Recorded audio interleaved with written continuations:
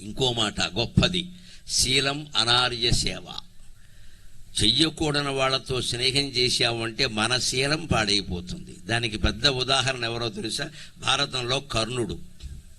ఆయన చాలా గొప్పవాడు, చాలా మంచివాడు. గొప్పతనం మంచివాడు, గొప్పవాడు కూడా మహాదాత.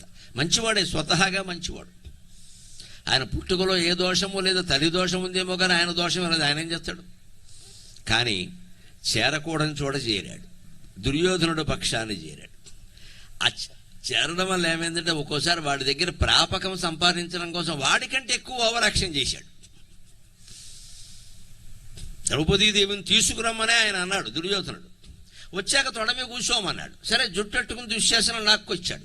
ఇవన్నీ నేరాలు. ఇంతకంటే పెద్ద నేరం ఏమిటంటే వాళ్ళని బాధ పెట్టింది. అప్పుడు కర్ణుడు లేచి ద్రౌపదిని, 5 భర్తలు ఉన్నారు, నీకు సిగ్గు లేదు, అందులో ఎవరూ నిన్ను కాపాడే పరిస్థితులు లేరు, ఆరోహణ చేసుకో అన్నాడు. మంటెత్తిపోయింది ఆవిడికి.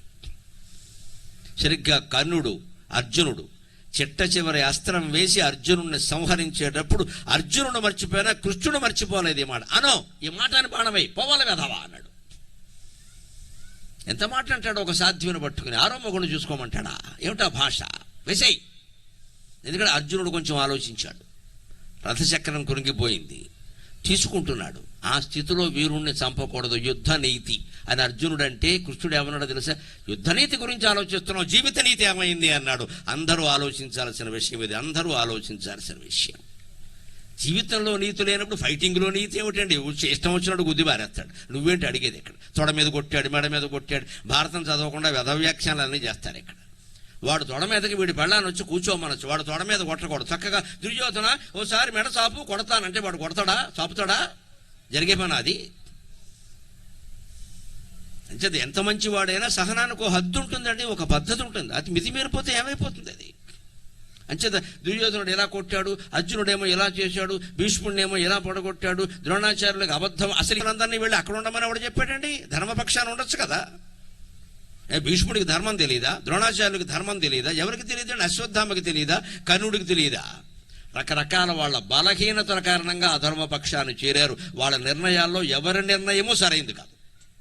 భీష్ముడు సహా కౌరవపక్షంలో యుద్ధం చేసిన ఎవరి నిర్ణయమూ సరైంది కాదు. రకరకాల బలహీనతలు. వాటన్నిటి కోసం యుద్ధం ఆఫ్ చేస్తారా? అందుకే ఎవరూ చంపలేకపోతున్న భీష్ముడిని చంపడానికి 3వ రోజుని 9వ రోజుని 2 రోజులు చక్రమెత్తాడు కృష్ణ పరమాత్మ. 2 రోజులండి, ఒకసారి కాదు, 2 సార్లు. ఎందుకని? అర్జునుడు దీపావళి బాణాలు వేసినట్టు వేస్తున్నాడు. ఇక్కడ బాణ సంసాది, బాణాలు గవు. ఎందుకంటే తాతగారు ప్రేమ గౌరవం. అయిపోయి తాతగారు ఓ దెబ్బ వేయడం, తాత తగిలిందా? మరి దెబ్బ వేసాక తగలదా? ఏదో యుద్ధమా బొమ్మలాట. ఒళ్ళు మండిపోయింది కృష్ణుడికి. రథం దిగాడు, చక్రం పట్టుకున్నాడు. కుప్పించి ఎగసిన కుండలంబులకంది గగన భాగం బెల్ల కప్పికొనగా.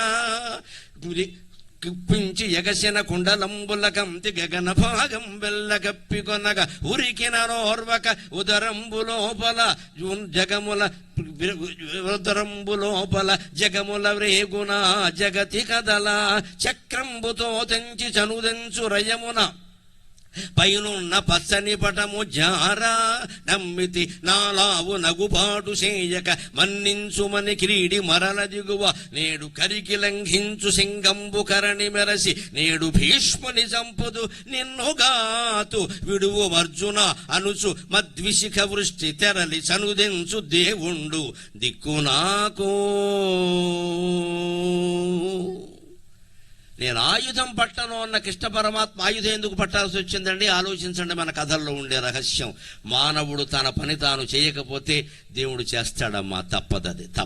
ఎందుకంటే అర్జునుడి భక్తి.